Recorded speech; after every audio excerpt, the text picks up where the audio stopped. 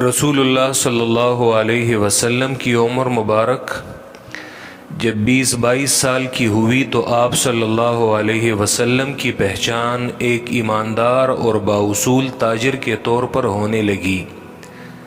وہ شخصیت جس نے بعد میں تمام کائنات کی رہنمائی کرنی تھی، شروع دن ہی سے نہایت بااصول تھی۔ کہ آپ صلی اللہ علیہ وسلم کی زندگی نبوت سے پہلے بھی انتہائی پاکیزہ تھی۔ یہ کاروبار میں تاجر اگر سچا اور امین ہو یہ تو اسے ہر کوئی پسند کرتا ہے، اور اس کے ساتھ کاروبار کرنا اپنے لیے باعث شرف سمجھتا ہے۔ مکہ مکرمہ میں صرف آپ صلی اللہ علیہ وسلم کی شخصیت تھی جو صادق اور امین کے نام سے معروف تھی۔ یہ طبقات الکبریٰ میں ابن سعد نے آپ صلی اللہ علیہ وسلم کی شخصیت کی جھلک اور منظر کشی ان خوبصورت الفاظ میں پیش کی ہے۔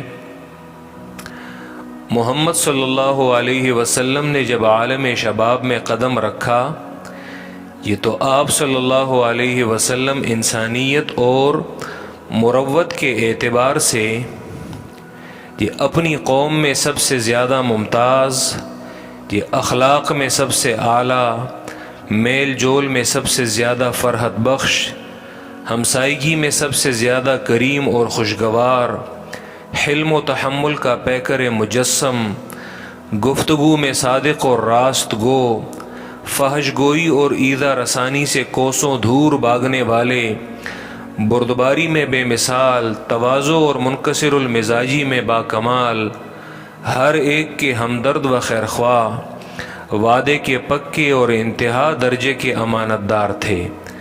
گویا کہ اللہ رب العزت نے ان کی ذات میں تمام امور صالحہ اور اخلاق فاضلہ مرتکز کر دیے تھے۔ اس بنا پر قوم نے آپ صلی اللہ علیہ وسلم کو الامین کے معزز، بلند اور اعلیٰ لقب سے نوازا۔ علامہ ابن سعد نے گویا الامین کی تعریف بتا دی ہے کہ الامین اسے کہتے ہیں جس میں یہ تمام مذکورہ بالا صفات موجود ہوں، نہ کہ صرف وہ شخص کہ وہ صرف امانت دار ہو۔ یہ کاروباری معاملات میں نرمی اختیار کرنا اور جھگڑا نہ کرنا بہت اعلیٰ صفت ہے۔ یہ اللہ کے رسول صلی اللہ علیہ وسلم کے اندر یہ وصف بدرجہ اتم پایا جاتا تھا۔ عبداللہ ابن صائب رضی اللہ عنہ کا واقعہ بڑا مشہور ہے کہ جب وہ مدینہ طیبہ آئے اور اللہ کے رسول صلی اللہ علیہ وسلم سے ملے تو آپ صلی اللہ علیہ وسلم نے فرمایا، کیا تم مجھے پہچانتے ہو؟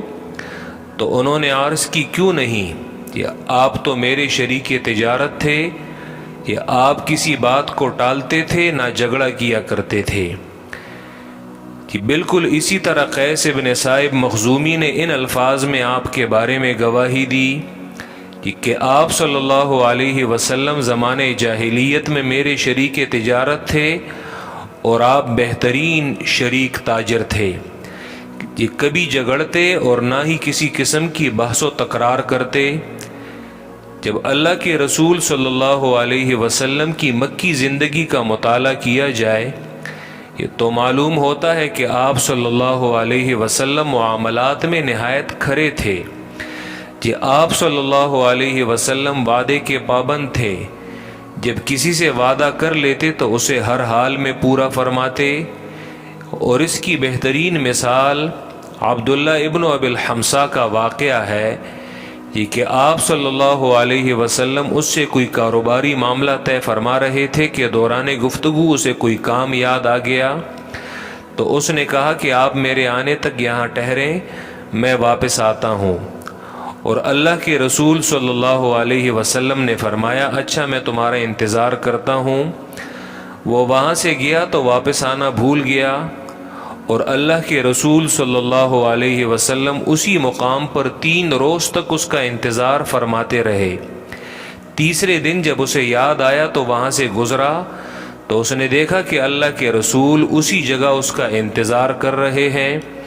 تو آپ صلی اللہ علیہ وسلم نے اسے دیکھا تو صرف اتنا فرمایا، عبداللہ تم نے مجھے مشقت میں ڈال دیا، میں 3 روز سے یہاں تمہارا انتظار کر رہا ہوں۔ جس شخصیت کے اخلاق اس قدر اعلیٰ و عرفہ ہوں، جو معاشرے میں اس درجہ محبوب و مقبول ہو کہ اسے امین اور صادق کے نام سے یاد کیا جاتا ہو، تو اس شخص کی عظمت اور وقار کے کیا کہنے ہیں۔ یہ اعلیٰ اخلاق ایک ایسی خوشبو ہے جو چاروں طرف پھیل جاتی ہے، اور اللہ کے رسول صلی اللہ علیہ وسلم تو اعلیٰ ترین اخلاق کے مالک تھے۔ ہر مالدار شخص اپنے کاروبار کو بڑھاوا دینا چاہتا ہے کہ اسے ایماندار اور محنتی لوگوں کی ضرورت ہوتی ہے۔ ہر دور میں ایسی عمدہ شخصیات کم ہی ہوتی ہیں، مگر جو ہوتی ہیں ان کی معاشرے میں بہت قدر و قیمت ہوتی ہے۔ سیدہ خدیجہ رضی اللہ عنہا بھی کسی ایسی ہی شخصیت کی تلاش میں تھیں جو ایماندار ہو، وہ شخصیت سچی ہو اور اعلیٰ اخلاق و کردار کی مالک ہو۔ تو انہیں جب یتیم مکہ کے بارے میں مندرجہ معلومات حاصل ہوئیں تو گویا انہیں گوہر مقصود میسر آ گیا۔